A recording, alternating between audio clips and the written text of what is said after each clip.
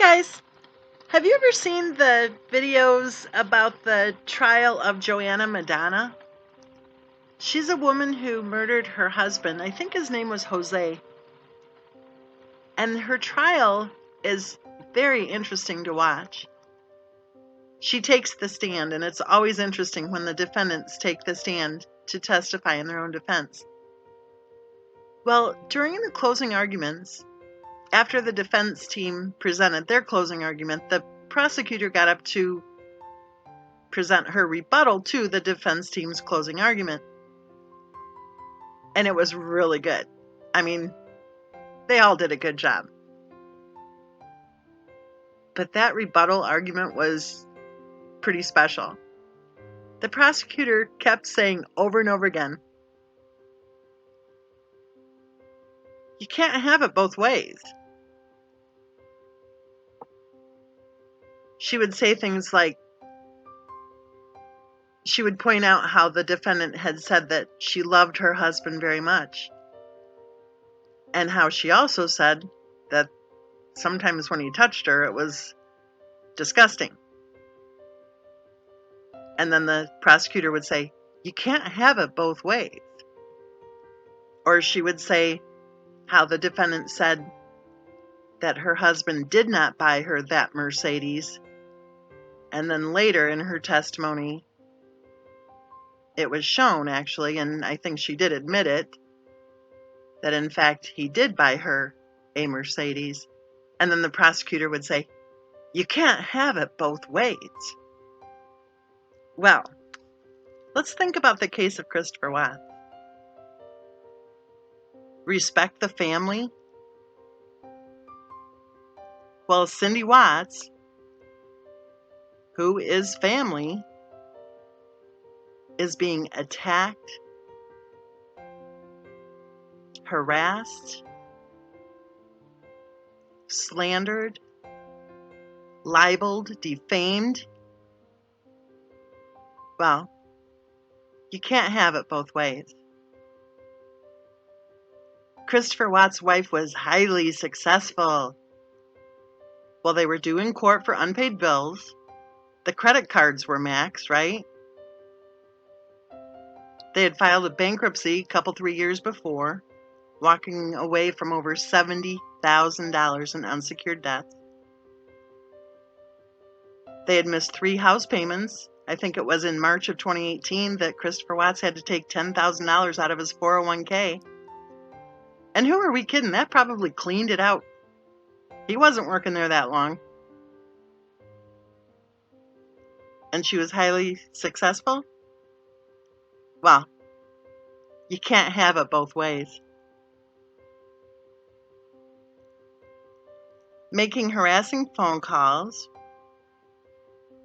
committing slander, defamation, libel, IIED, sending harassing text messages, filing false police reports,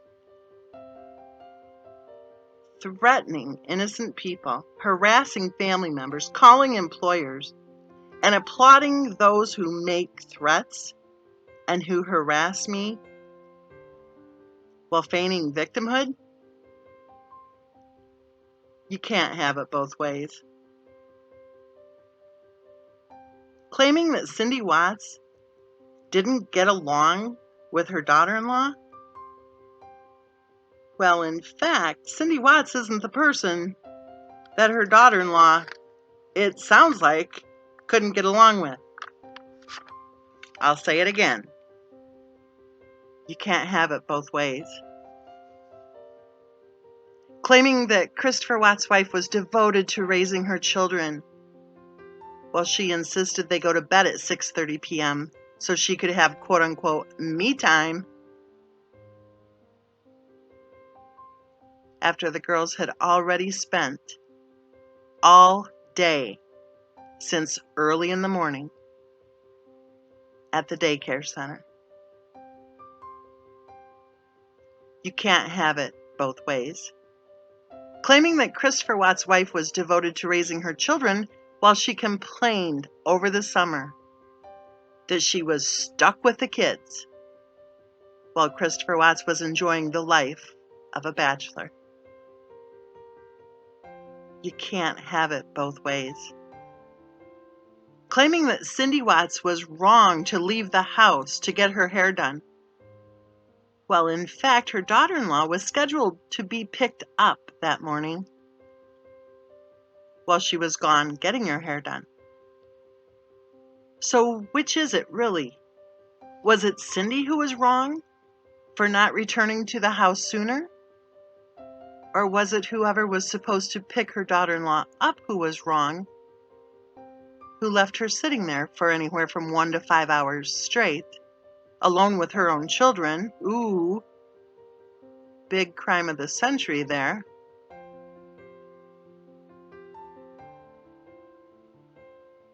See what I'm saying? Boo-hoo. Cindy went and got her hair done. She didn't rush right back to the house to spend time with the kids. She'd already spent the last 2 or 3 days with the kids. Her daughter-in-law was leaving that morning. She was supposed to be getting picked up. Her and the girls were, driven everywhere they went, right? Which is a whole nother video. So why is everyone harping on Cindy Watts for getting her hair done, when in fact, somebody didn't pick her up? And depending on which version you listen to, if she was truly sitting there for 5 hours straight, with evidently nothing to do, I don't know if she just doesn't like spending time with her own kids at that point in her life, I don't know. But if she sat there for 5 hours straight, becoming more and more angry about it, then why didn't her ride pick her up, 4.5 hours sooner? Because you know what? You simply cannot have it both ways.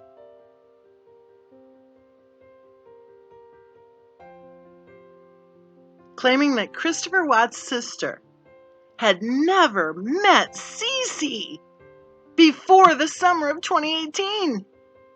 How many times did we hear that?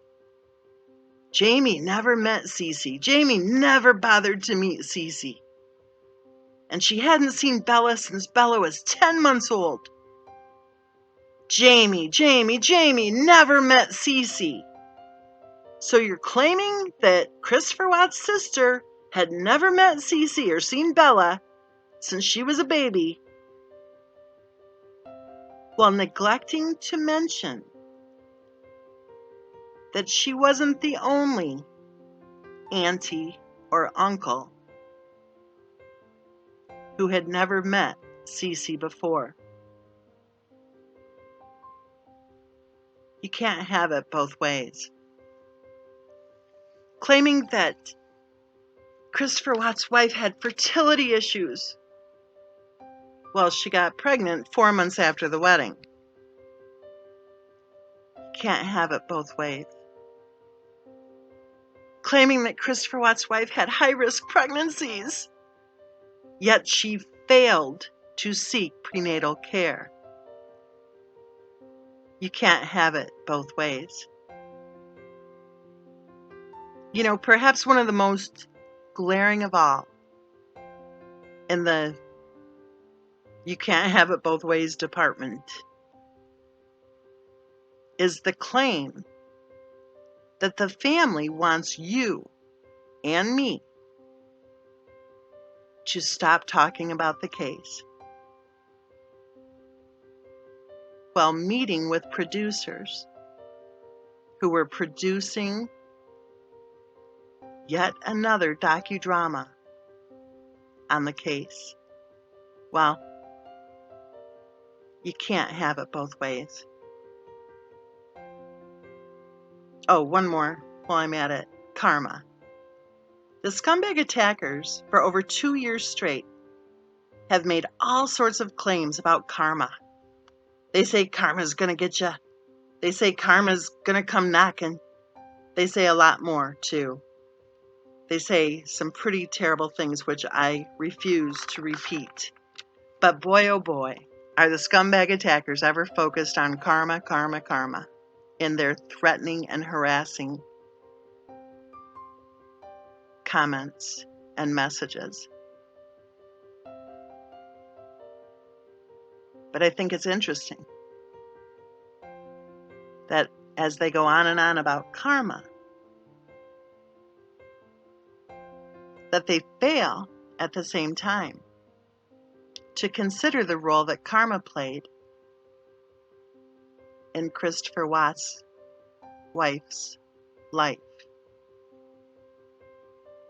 You can't have it both ways.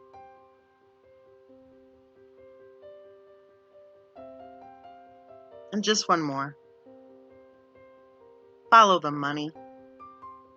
The scumbag attackers whine, bitch, and complain ad nauseum that people are making money off the case of Christopher Watts.